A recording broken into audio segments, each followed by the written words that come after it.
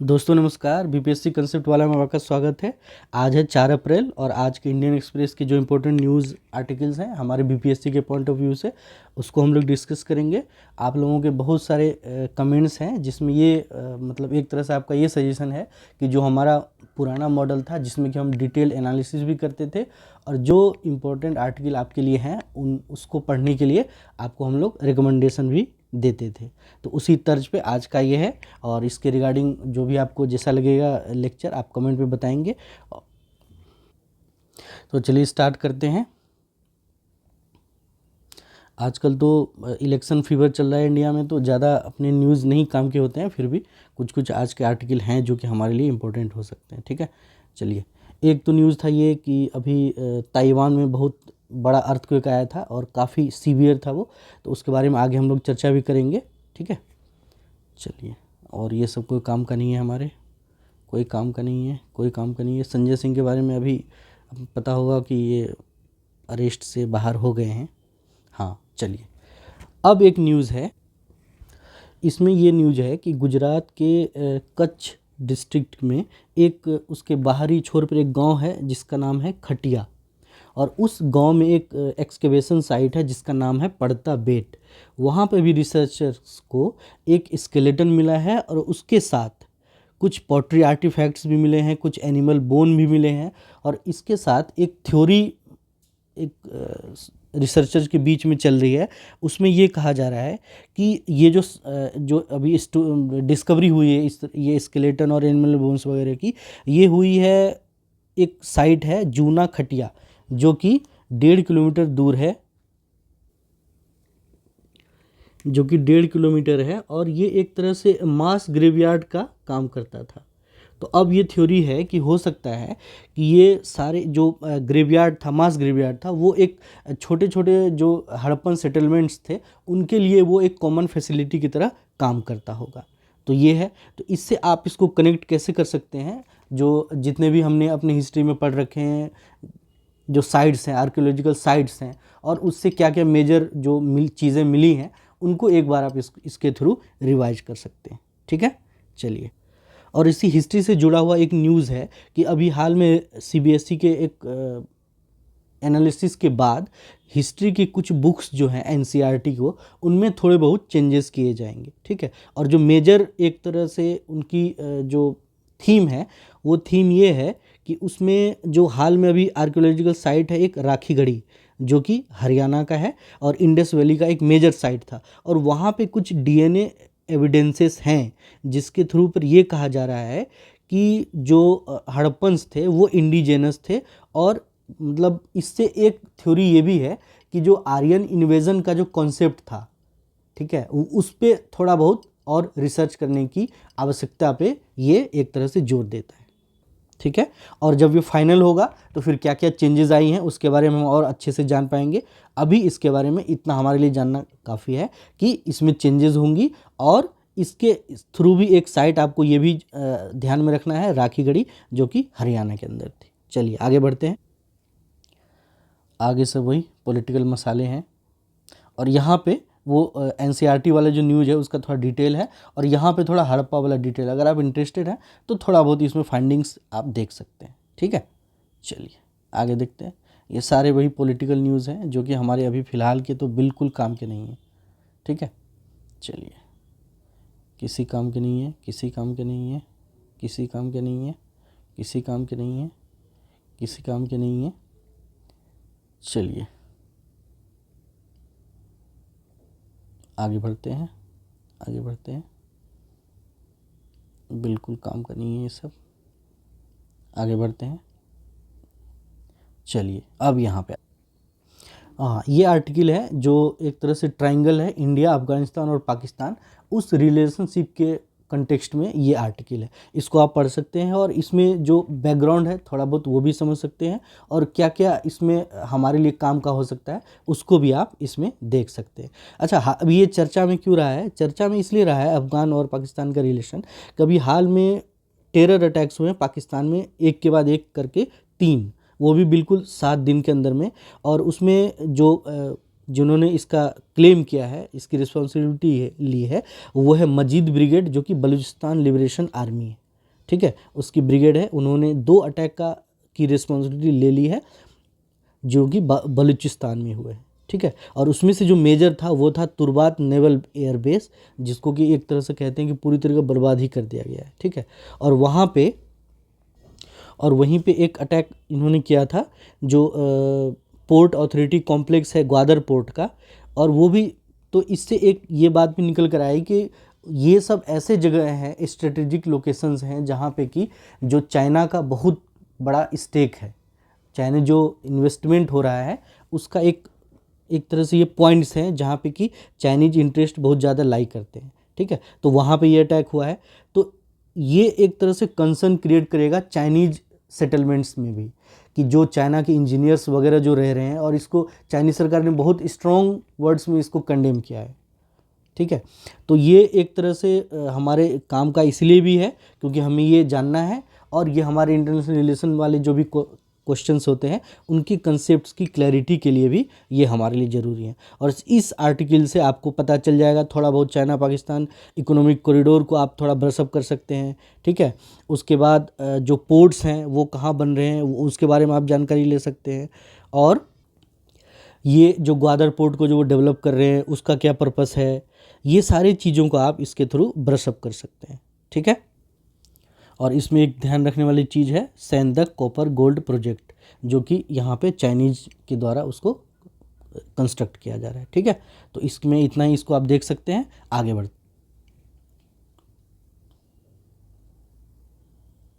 चलिए, ये आर्टिकल हमारे GS2 के पॉइंट ऑफ व्यू से भी काफ़ी इंपॉर्टेंट है, क्योंकि आप देखते होंगे पॉपुलेशन पे कई बार क्वेश्चन पूछे जाते हैं, ठीक है।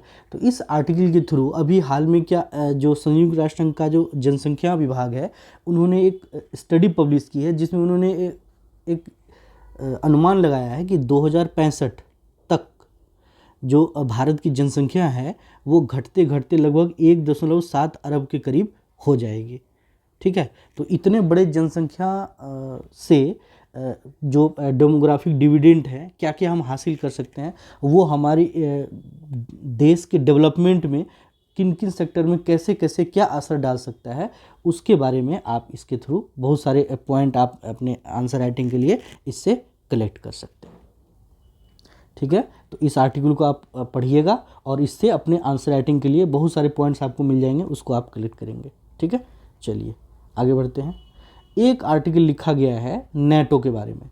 तो नेटो भी आपने देखा होगा, जब से रसिया यूक्रेन वॉर है इस पर बहुत बातें हुई है, तो थोड़ा सा हम लोग नेटो के बारे में थोड़ी सी अपनी इन्फॉर्मेशन को थोड़ा ब्रशअप कर लेते हैं, ठीक है। चलिए अब थोड़ा नेटो पे आते हैं हम लोग, एक सेकंड, थोड़ा सा नेटो पे बातें करते हैं। चलिए थोड़ा सा बैकग्राउंड मैंने लिखा है पहले से।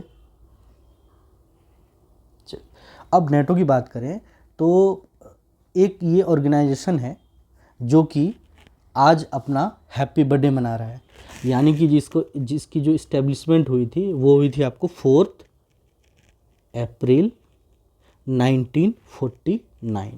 और इसका जो एक तरह से पर्पस था वो ये था कि उस समय जो कम्युनिस्ट आइडियोलॉजी जो फैल रही थी, मतलब एक तरह से उसका जो प्रसार हो रहा था दुनिया के बाकी देशों में, जो USSR से निकल कर, तो जो गुटबाजी की जो एक तरह से होड़ थी उसमें से ज़्यादा देशों में कम्युनिस्ट आइडियोलॉजी न चली जाए, इसको रोकने के लिए एक ऑर्गेनाइजेशन बनाया गया था, वही था नेटो। तो आज ही के दिन ये अपने 75वीं सालगिरह मना रहा है, ठीक है। और जो जुबली सेलिब्रेशन है उसके लिए उसका थीम ये रखा गया, all for one, one for all. अब थोड़ी बातें करते हैं इसके फाउंडिंग मेंबर की।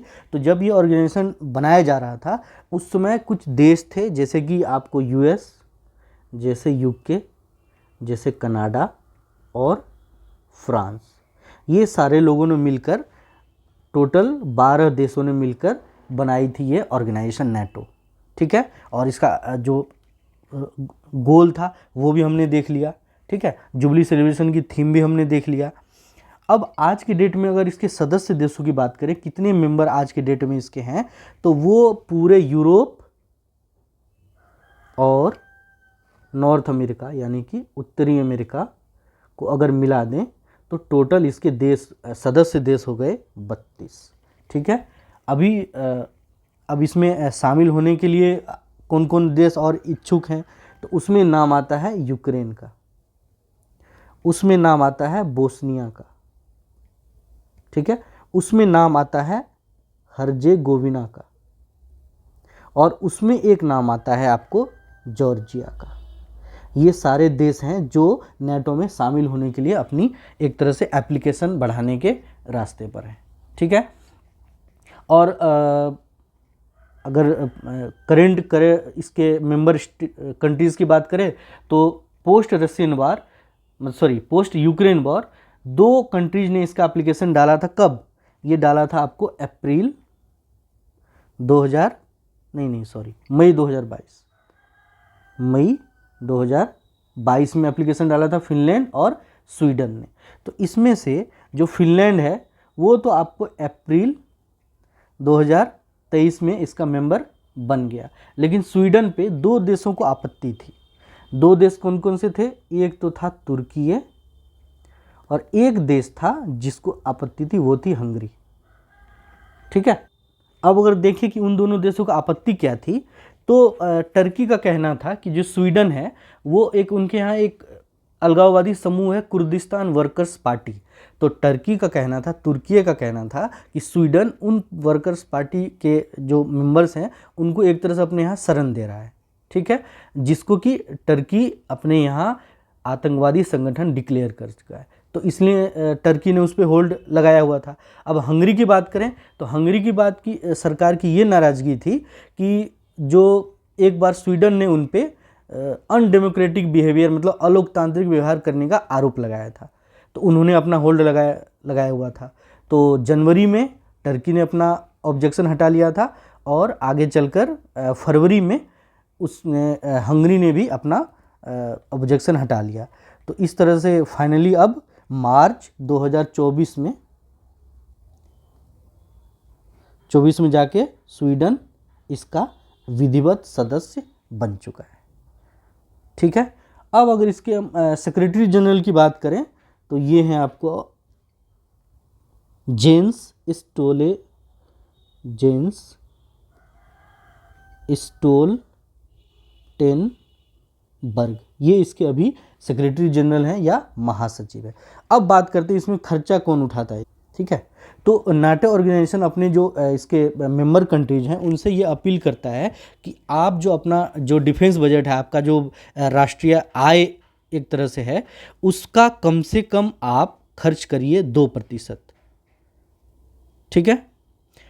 और इसमें अगर मेजर कंट्रीब्यूटिंग कंट्रीज़ की बात करें तो इसमें पोलैंड है जो कि 3.9% खर्च करता है, ठीक है। और यूएस की बात करें तो यूएस लगभग 3.5% खर्च करता है, ठीक है। चलिए अब आगे देखते हैं। अभी यूएस में भी आपको पता होगा इलेक्शन चल रहा है, तो डोनाल्ड ट्रंप ने भी हाल में बहुत कंट्रोवर्शियल स्टेटमेंट दिया था। उसमें ये उन्होंने कहा था कि जो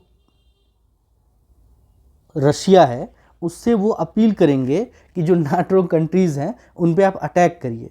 क्यों? कि उन्होंने जो एक तरह से वादा किया था नेटो ऑर्गेनाइजेशन को कि हम इतना खर्च करेंगे नेटो के डेवलपमेंट के लिए, एक तरह से वो नहीं कर रहे हैं। तो इसकी वजह से मैं रशिया से आग्रह करूंगा कि वो नाटो देशों पर हमला करें। तो एक बात ये, इससे भी ये अभी चर्चा में रहा था। अब दूसरी बात करेंगे कि मई के एंड में अभी बहुत बड़ा एक वो करने वाले हैं एक्सरसाइज, और जिसके बारे में कहा जा रहा है वो आज तक का सबसे बड़ा एक्सरसाइज होगा नेटो का, और जिसमें लगभग 90,000 ट्रूप्स इसमें आपके शामिल होंगे, और उसका नाम है स्टीड फास्ट डिफेंडर। ये नाटो का अब तक का सबसे बड़ा एक्सरसाइज होगा, जो कि होगा कब? आपको मार्च एंड 2024 में, जिसमें कि 90,000 ट्रूप्स के शामिल होने की उम्मीद है, ठीक है। तो यही कुछ बातें थी जो नेटो के बारे में हमें जानना चाहिए, क्योंकि ये संगठन अभी बहुत चर्चा में रहा है। चलिए आगे बढ़ते हैं। अभी एक और द्वीप, बहुत आइलैंड एक चर्चा में चल रहा है, कच्छ तीवू। इसके बारे में अभी अभी ये चर्चा में है, तो रोज़ कुछ ना कुछ इसके बारे में इन्फॉर्मेशन होगी। तो आज का ये पर्पस है कि थोड़ा बहुत बैकग्राउंड के बारे में आपको, इसके बारे में थोड़ा आपको अवेयर कर दिया जाए, क्योंकि आगे इसमें दक्ष में भी इसके इंडिया श्रीलंका रिलेशन पे इस एंगल से भी एक वीडियो आने वाला है, तो उसमें भी बहुत सारी बातें आपको पता चलेंगी। तो फिलहाल अभी न्यूज इन ट्रांजिशन है, तो इसके बारे में थोड़ा बहुत आप अवेयर हों तो वो सही रहेगा। तो चलिए इसके बारे में थोड़ी जानकारी हासिल करते हैं। कच्छतीवु आइलैंड अभी चर्चा में है। अब हम ये बात करेंगे कि चर्चा में क्यों आया। अभी अभी आपने देखा होगा टाइम्स ऑफ इंडिया में एक रिपोर्ट पब्लिश हुई है जो कि बेस्ड है एक आरटीआई एप्लीकेशन के रिस्पॉन्स पे, और उस आरटीआई एप्लीकेशन को डाला है के अन्नामलाई ने। और ये व्यक्ति जो है वो पॉलिटिकल हैं। पॉलिटिकल क्यों हैं? क्योंकि ये आपको जो तमिलनाडु है उसके बीजेपी के हेड हैं ये के अन्नामलाई। इन्होंने आरटीआई डाली थी और उसमें इस कच्छतीवु आइलैंड के बारे में इन्फॉर्मेशन मांगी थी, और उसी इन्फॉर्मेशन के रिगार्डिंग उन्होंने टाइम्स ऑफ इंडिया ने अपनी रिपोर्ट पब्लिश की है, और उसी रिपोर्ट से ये आइलैंड पूरी तरीके से चर्चा में आ गया है। ठीक है, ये इतनी बात है इसकी। और उस रिपोर्ट में सारी बातें निकल कर आई है, क्या पहले क्या था, कब क्या हुआ, क्या पॉलिटिकल एडवांसमेंट हुई, सरकारों का क्या रोल रहा। और ये जो आइलैंड वाला इशू है ये एक तरह से सेंटिमेंट को ट्रिगर करने वाला है। पहले भी सेंटिमेंट को ट्रिगर कर रहा था, और अब चूंकि इलेक्शन टाइम में इसका जिक्र हुआ है, तो ये जो पॉलिटिकल एडवांसमेंट हो रही है खास करके साउथ स्टेट में, उसको ये एक तरह से ट्रिगर करने वाला है। तो उसी के बारे में है। तो अब देखते हैं इसकी थोड़ी डिटेल्स हम लोग देखते हैं। भाजपा भी अपना एक तरह से प्रसार साउथ के स्टेट में बढ़ाना चाहती है, तो उन्होंने इस मुद्दे को एक तरह से, उनके लिए तो बहुत अच्छा अवसर हो गया एक तरह से ये चुनाव में फ़ायदा उठाने के लिए। तो मोदी साहब ने इस आरटीआई के क्वेरी के रिस्पांस पे जो रिपोर्ट छपी उसको कोट करते हुए मोदी साहब ने ट्विटर पे इसके बारे में ट्वीट भी किया था, और उसमें ये कहा था कि बड़ी कमाल की बात है कि जो नए फैक्ट्स निकल कर आए हैं उसमें ये पता चला है कि कांग्रेस ने ये आइलैंड श्रीलंका को दे दिया। इससे सभी भारतीयों में गुस्सा है, और लोगों के दिमाग में ये बात एक तरह से साफ हो गई है कि कांग्रेस पर यकीन नहीं कर सकते। ये मोदी साहब का ट्वीट था। फिर बाद में उन्होंने कई रैलियों में इसका जिक्र भी किया। तो ये मामला पूरी तरीके से अभी हॉट डिबेट में चल रहा है। अब इसकी अगली कड़ी में जो हमारे फॉरेन मिनिस्टर एस जयशंकर, उन्होंने प्रेस कॉन्फ्रेंस किया, और प्रेस कॉन्फ्रेंस में जो बातें उन्होंने रखी उससे मामला और ट्रिगर होता चला गया। उन्होंने एक तरह से कांग्रेस और जो वहाँ उस समय जो कांग्रेस के एलाई थे डीएम के, उसको भी, दोनों को साथ में टारगेट किया है। और उन्होंने कहा कि इन दोनों का ऐसा कंडक्ट था कि सारा जो इसमें कंसर्न्स हैं वो केंद्र सरकार के हाथ में है, और उनका कोई इसमें करना धरना नहीं रहा है। लेकिन जब अब डिटेल इसकी निकल कर आई है तो ये कहा गया है कि इसमें बहुत इसके पॉलिटिकल कंसर्न्स भी हैं, और इसके जो इंडिया और श्रीलंका के रिलेशन है उस पर भी बहुत असर पड़ने वाला है। ठीक है, चलिए अब देखते हैं इसके बारे में। तो ये आइलैंड का एक तरह से साइज वगैरह देखें तो लोकेशन देखें, तो आप इस मैप को ध्यान से देखेंगे तो ये आपको रामेश्वरम है, और यहीं से लगता हुआ आपका ये कच्छतीवु आइलैंड है। और इसके साइज़ की बात करें तो ये 235 एकड़ का है, और ये कहाँ पे सिचुएटेड है, तो ये है पार्क स्ट्रीट पे। ठीक है, और पार्क स्ट्रीट के बारे में आप जानते होंगे कि जिसका नाम रखा गया था रॉबर्ट पार्क के नाम पर, जो मद्रास प्रांत के गवर्नर थे 1755 से लेकर 1763 के बीच में। ठीक है, और द गजेटियर के हिसाब से देखा जाए तो वहाँ पे 20वीं सदी की शुरुआत में वहाँ पे रामनाथपुरम के राजा, जो रामनाथ के राजा थे, वहाँ पे एक मंदिर का भी निर्माण कराया था, और उसका देखरेख वो अपने अंडर लिए हुए थे। ठीक है, और सेकेंड वर्ल्ड वॉर के दौरान कहते हैं कि जो ब्रिटिशर्स हैं उन्होंने इस आइलैंड पे अपना कब्जा जमाया था। ठीक है, चलिए, और जो टैक्स डॉक्यूमेंट्स मिले हैं उसमें ये बात साफ क्लियर हुई है कि जो यहाँ से टैक्स वगैरह कलेक्ट किया जाता था रामनाथपुरम के राजा के द्वारा। ठीक है, दोनों देशों के बीच में। अच्छा, ये क्या कनेक्ट करता है? ये बंगाल की खाड़ी को अरब सागर से कनेक्ट करता है, ये आपका कच्छतीवु आइलैंड। ठीक है, चलिए, तो दोनों देशों में इसके बारे में चलती रही तानातानी, और 1974 में कहते हैं कि इसको फाइनली दे दिया गया श्रीलंका को। ठीक है, अब इसके जो कंट्रोवर्सी है इससे रिलेटेड उसकी थोड़ी बात करते हैं। इसके बारे में कहते हैं कि 1948 में जो आज़ादी के बाद से श्रीलंका इस पे अपना एक तरह से क्लेम डालता रहता था। तो उसने ये कहा था कि जो अगर इंडियन नेवी को यहाँ पे एक्सरसाइज वगैरह करना है या कुछ भी करना है तो उसको बिना श्रीलंका सरकार के परमिशन के आप यहाँ पे नहीं कर सकते। ठीक है, 1955 में उस समय के श्रीलंका जो कि कहलाता था सीलोन, उन्होंने अपना यहाँ पे 1955 में एक्सरसाइज किया था। अब जो रिपोर्ट पब्लिश हुई है वो एक नेहरू साहब का नोट, जो उस समय हमारे प्राइम मिनिस्टर थे, उनका एक नोट पब्लिश किया है और उसके रेफरेंस से सारी बातें रखी है उन्होंने ये लिखा था कि 10 मई 1961 उस समय नेहरू साहब ने ये कहा था कि जो ये पूरा इशू है कच्चा द्वीप आइलैंड वाला, इसकी सोवरेनिटी के बारे में, वो बिल्कुल बकवास है। और ये लिखा था कि ये आगे उन्होंने लिख दिया था कि इस पे जो क्लेम हमारी इंडियन गवर्नमेंट का, उसको अगर हम छोड़ भी देते हैं तो कोई खास फर्क नहीं पड़ने वाला है, क्योंकि अगर आप इसका साइज देखें ना तो लगभग ये 1.9 स्क्वायर किलोमीटर का ये आइलैंड का साइज है। तो इस हिसाब से भी नेहरू साहब ने ये बातें रखी होंगी। और यहाँ हमारा पर्पस किसी को ब्लेम करने का नहीं है, बस जो हिस्टोरिकल कंटेक्स्ट में जो बातें हैं वो आपके सामने यहाँ पे रखी जा रही हैं। और उन्होंने, नेहरू साहब ने अपने नोट में आगे ये भी कहा था कि वो कभी हम नहीं चाहते हैं कि संसद में इस तरह की बातों को रखा जाए। और जो टाइम्स ऑफ इंडिया है वो ये लिखते हैं कि नेहरू साहब के नोट में ये बातें जो आई हैं वो उस समय जो हमारे राष्ट्रमंडल के सचिव थे वाई डी गुंडेविया, उन्होंने उस नोट को तैयार किया था।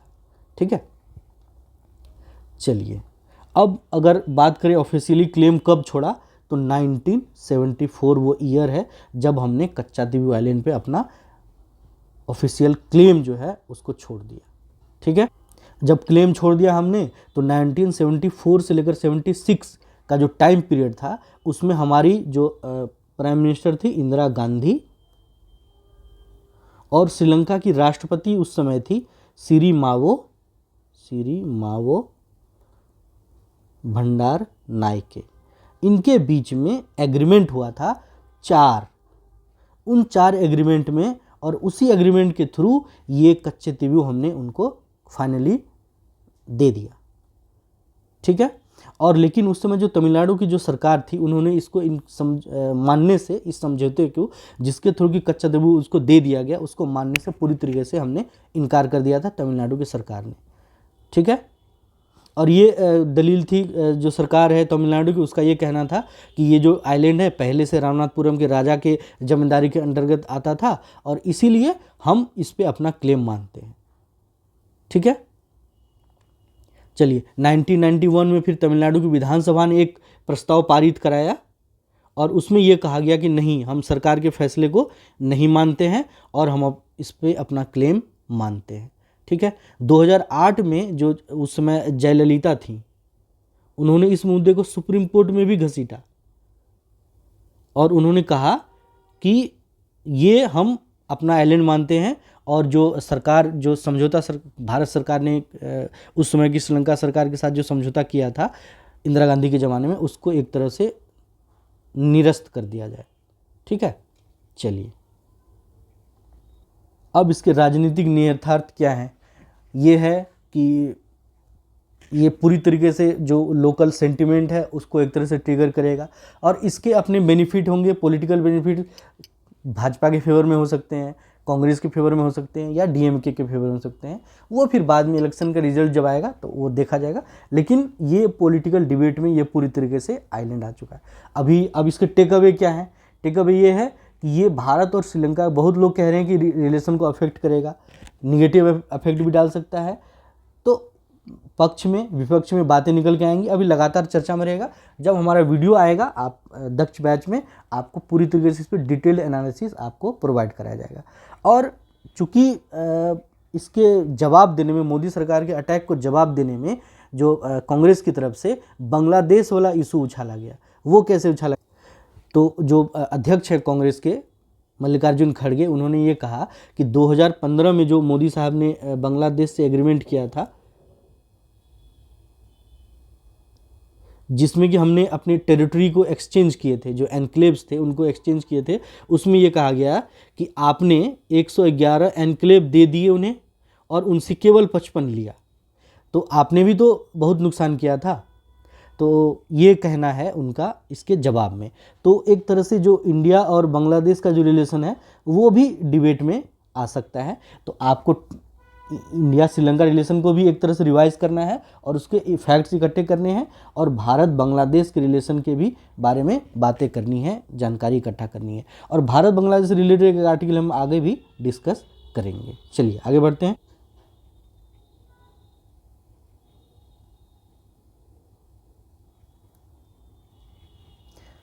ठीक है, ये कोई काम का नहीं है। ये न्यूज़ ये अभी हमने देखा था आगे, जब हम फ्रंट पेज को देख रहे थे, उसमें ताइवान के इस अर्थक्वेक के बारे में हमने बातें की थी।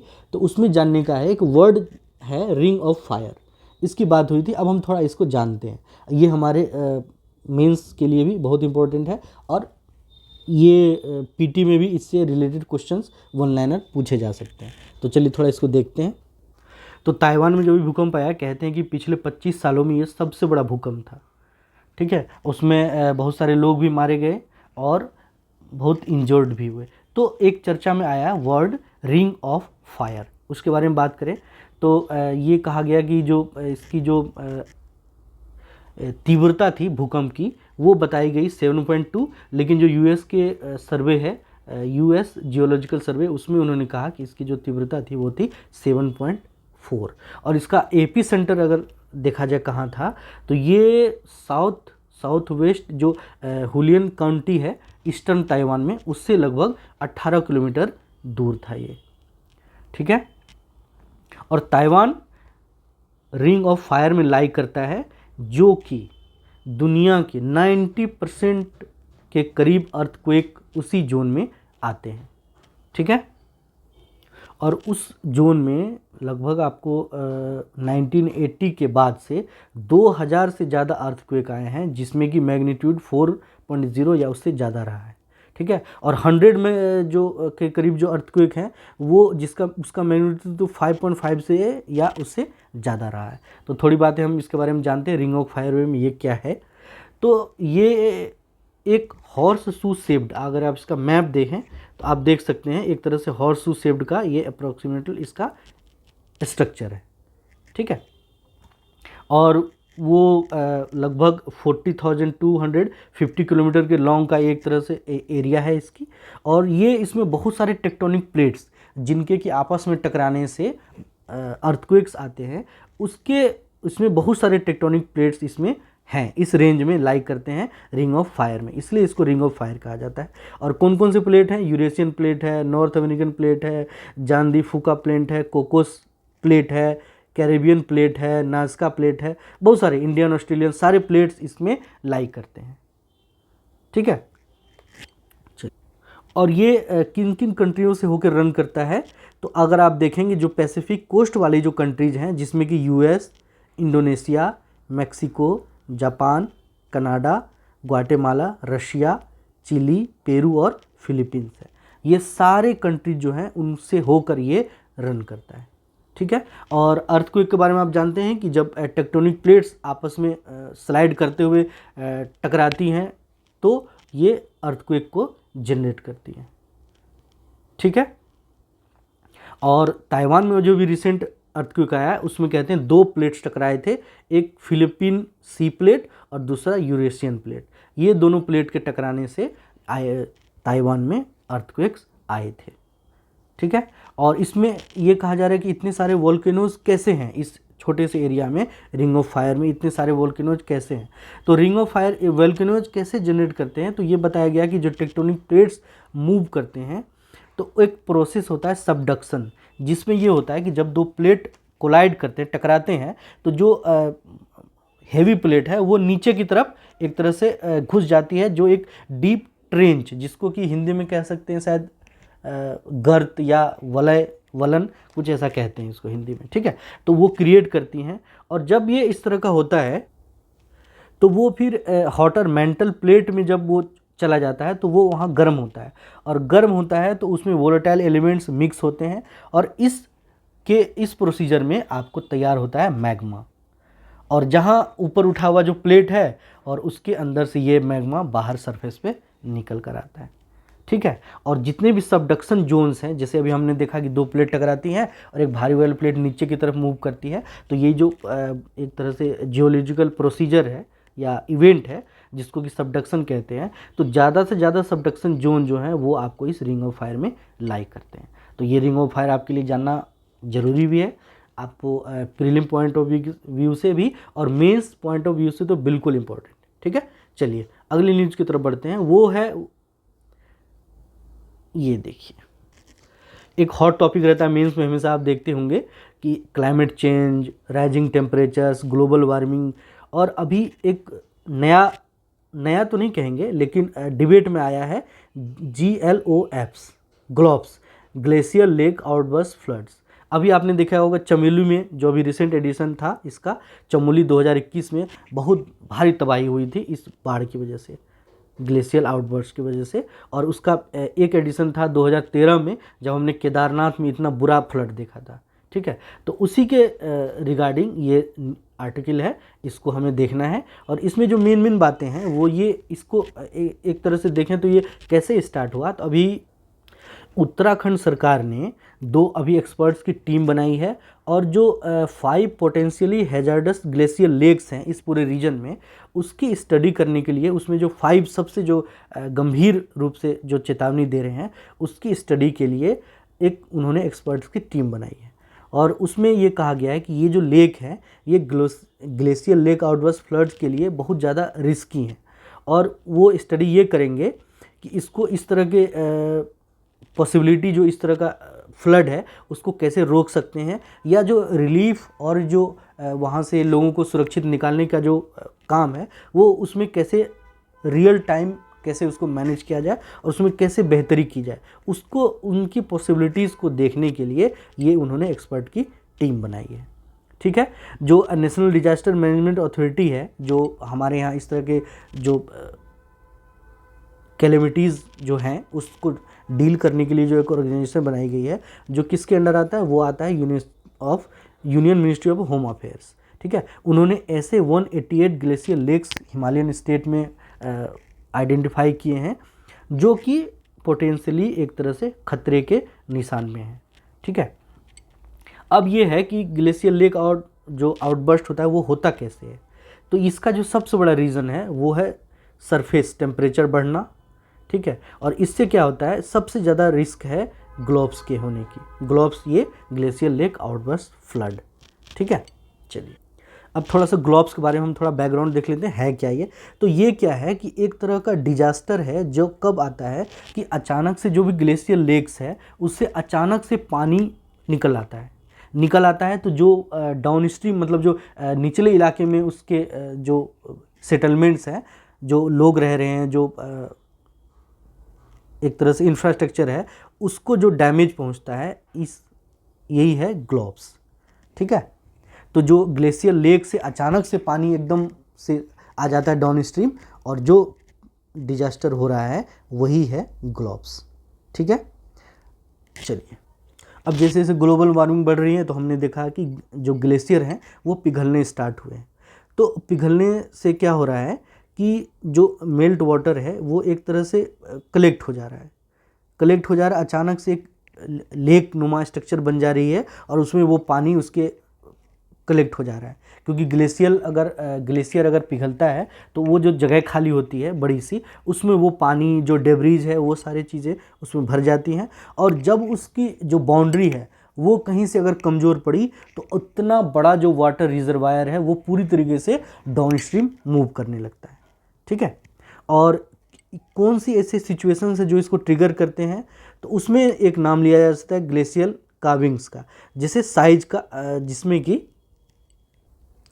जिसमें कि हम ये कहते हैं कि बहुत बड़ा जो हिमखंड है वो अचानक से ग्लेशियर से टूटा और एकदम से उस जो डिस्प्लेसमेंट है, वाटर डिस्प्लेसमेंट, उसमें जाके गिर गया। या फिर कोई एवलांच आ गया, जो लैंडस्लाइड आ गया, उसकी वजह से भी उसकी जो बाउंड्री है वो ग्लेशियर लेक की वो कमज़ोर पड़ती है, और अचानक से वो कमज़ोर पड़ने से जहाँ से भी अगर टूटी तो उतना सारा पानी एकदम से डाउन स्ट्रीम आ जाता है। ठीक है, और इसके रिगार्डिंग ढेर सारी स्टडीज टाइम टू टाइम आती रही हैं, और उसमें ये बताया गया है कि कहाँ कहाँ वो एक तरह से कंसर्न्स के पॉइंट्स हैं और उसमें क्या क्या स्टडीज़ हुई हैं। और अब इस मैप में अगर आप देखेंगे तो 13 ऐसे जो लेक्स हैं जो खतरे के निशान में है, उसको कैटेगरी वाइज उसमें बताया गया है। ठीक है, अगर आप रेड डॉट्स जहाँ देखेंगे तो सबसे ज़्यादा रिस्क वहीं है।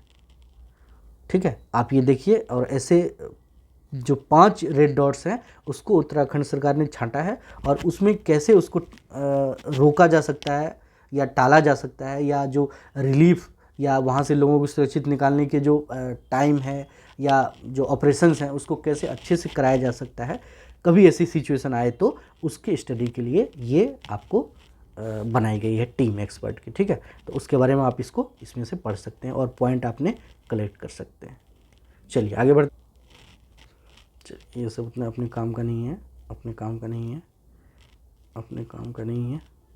ये सब तो अभी IPL फीवर चल रहा है, अगर आप लोग फॉलो करते होंगे तो थोड़ा बहुत स्कोर वगैरह देख सकते हैं। चलिए अब इसमें ना कुछ हमने हिंदी के न्यूज़पेपर के कुछ आर्टिकल्स जो कि एडिटोरियल में थे उसमें से उठाए हैं।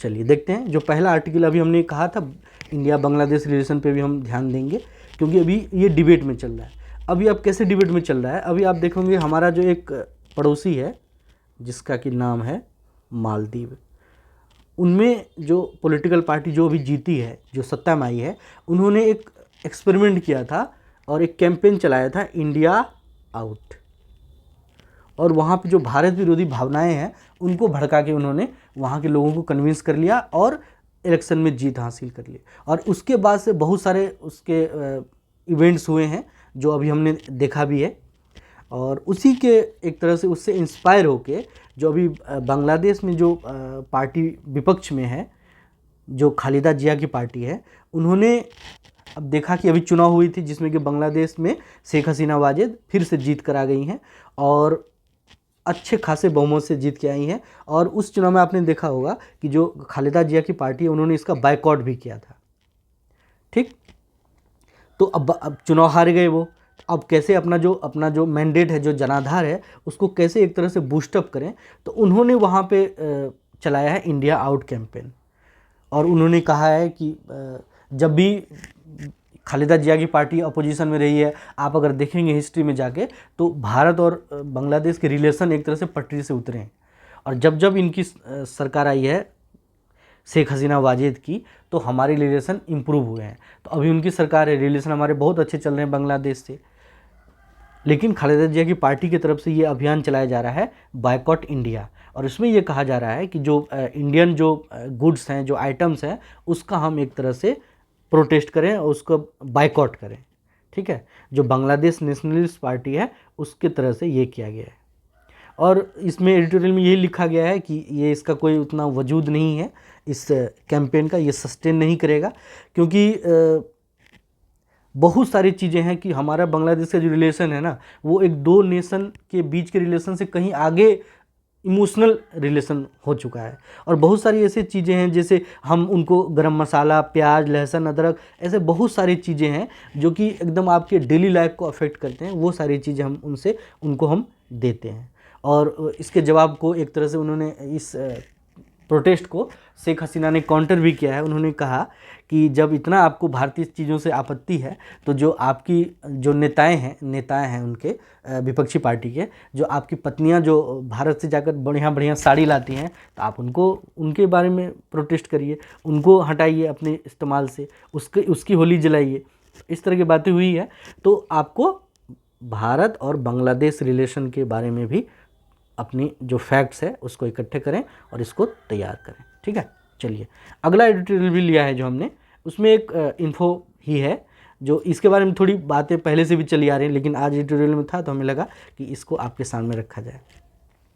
इसमें यह कहा गया है कि दक्षिण कोरिया के बुसान सिटी में दुनिया का पहला तैरता हुआ शहर 2025 तक इस्टेब्लिश हो जाएगा। तो इस शहर की जो एक तरह से परिकल्पना हुई है वो हुई है कि जो क्लाइमेट चेंज की वजह से जो ओशन के जो समुद्र का जो जल स्तर बढ़ा और उसकी वजह से जो नीचे लेवल के जो छोटे छोटे सिटीज़ थे वो जो डूबने लगे हैं, और उसके बारे में लोगों का ध्यान कैसे और आकृष्ट कराया जाए, तो वो शहर एक तैयार किया जा रहा है। और ये होगा लगभग 15.5 एकड़ का इसका एरिया होगा, और जिसमें कि 12,000 के करीब लोग इसमें रह सकते हैं। ठीक है। और इसके बारे में ये खासियत है कि इसमें 7 मानव द्वारा मतलब मैन मेड आइलैंड्स होंगे, और जैसे जैसे लेवल बढ़ेगा ये शहर अपने आप ऊपर उठता चला जाएगा।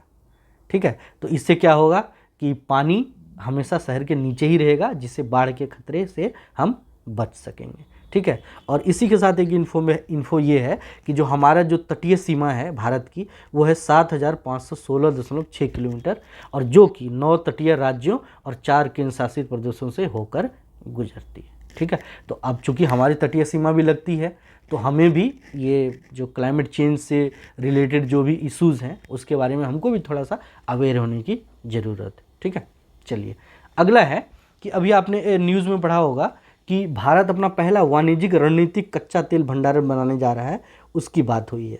तो ये हमारे मेंस पॉइंट ऑफ व्यू से भी काफ़ी इंपॉर्टेंट है, और इसमें हमने जो कच्चा तेल का जो वाणिज्यिक रणनीतिक भंडारण सुविधा बनाई है उसकी बात हो रही है। और इसमें उसी की रिगार्डिंग बातें हैं जिसमें ये कहा गया है कि जो भारत है उसमें 85% जो हम लोग कच्चा तेल हैं वो आयात के थ्रू ही काम करते हैं, और इसमें दुनिया का तीसरा सबसे बड़ा उपभोक्ता है और आयातक है। ठीक है। और जो रणनीतिक पेट्रोलियम भंडार है उसको तैयार करने और उसके परिचालन के लिए हमने एक अलग यूनिट बनाई है जिसका नाम है Indian strategic petroleum reserve limited. ठीक है। और इसका जो इसके थ्रू हमारा ये एक तरह से सरकार की जो योजना है वो है कर्नाटक के पादूर में 25 लाख टन भूमिगत भंडारण बनाया जाए। ठीक। और पहले फर्स्ट स्टेज में उन्होंने 3 स्थान पे 53.3 लाख टन भंडारण का एक तरह स्कीम बनाया था, जिसमें विशाखापत्तनम में 13.3 लाख टन, कर्नाटक के मंगलोर में और पादूर में, ये 3 जगह हमने योजना बनाई है यहाँ पे करने की। तो उसी से रिगार्डिंग ये न्यूज़ है, आप इसको देख लीजिएगा। ठीक है। चलिए आगे बढ़ते हैं। एक तस्वीर आपके साथ शेयर कर, आपने न्यूज़ में भी देखा होगा, ये कौन है? ये है Congo democratic Republic of Congo के द्वारा इनको पहला वीमेन प्राइम मिनिस्टर बनाया गया है किसी भी अफ्रीकन नेशन, सॉरी नहीं, ये डेमोक्रेटिक रिपब्लिक ऑफ कांगो की पहली वीमेन प्राइम मिनिस्टर बनाई गई हैं, जिनका नाम है जूडिथ सुमीनवा तुलुका। ठीक है। तो ये डेमोक्रेटिक रिपब्लिक ऑफ कांगो की पहली वीमेन प्राइम मिनिस्टर बनी है। चलिए अगला न्यूज है, ये इसके बारे में है। ये आप देखोगे अभी हमारे यहाँ ये गेस्ट की तरह से आए थे, और इनका नाम है अब्देल फतेह अल सीसी। अभी आपने देखा होगा कि ये आए थे हमारे यहाँ गेस्ट की तरह, और मिस्र के राष्ट्रपति के रूप में ये चुन लिए गए हैं। 3rd टर्म इनका हुआ है ये। ठीक है, 3rd टर्म, यानी कि ये अब 2030 तक सत्ता में रहेंगे। ठीक है। चलिए, एक न्यूज ये है कि अभी आपने देखा होगा कि नासा एक हमारे यहाँ हमारे पृथ्वी की तरफ एक एस्ट्रॉयड बहुत तेज़ गति से मूव कर रहा था जिसका नाम था डायफॉर्मोस, और नासा ने उसके रोकने के लिए और उसके खतरे को एक तरह से टालने के लिए डार्ट मिशन चलाया था। तो डार्ट मिशन से रिलेटेड ये न्यूज़ है, और इसमें ये कहा गया था कि जो डार्ट मिशन को भेजा गया, और उसमें क्या भेजा गया कि वेंडिंग मशीन के आकार के स्पेसशिप भेजे गए जो कि इससे टकराया, बढ़ा उसकी तरफ, और 2 थे उसमें, डायडीमोस और डायफॉर्मोस 2 थे। उसमें से यान ने क्या किया, उससे टकराया, टक्कर की उससे, उसके साथ। तो डायफॉर्मोस के टक्कर के साथ क्या हुआ, उसकी जो स्पीड थी चक्कर लगाने की वो कम हो गई, और एक तरह से जो खतरा था हमारे पृथ्वी से वो एस्ट्रॉयड के टकराने का, उसको इस नासा के मिशन ने एक तरह से रास्ता उसका मोड़ दिया। लेकिन इसके जो पीछे की बात है वो ये है कि कह रहे हैं कि ठीक है कि मिशन आपने उसका रास्ता मोड़ दिया और जो संभावित खतरा था वो एक तरह से टल गया, लेकिन जो उसके टकराने से जो टुकड़े टूटे हैं वो टुकड़े आपको जो मंगल ग्रह है उसकी सतह पे गिर सकते हैं। ठीक, तो ये आप इसके थ्रू आप जो नासा के जो मिशंस हैं उसमें खास करके जो डार्ट मिशन है और भी मिशन जो नासा के हैं उसको आप थोड़ा सा ब्रशअप कर लीजिएगा। ठीक है, मिलते हैं नेक्स्ट वीडियो में। ये वीडियो आपको कैसा लगा अपना फीडबैक जरूर करिएगा। बहुत बहुत धन्यवाद।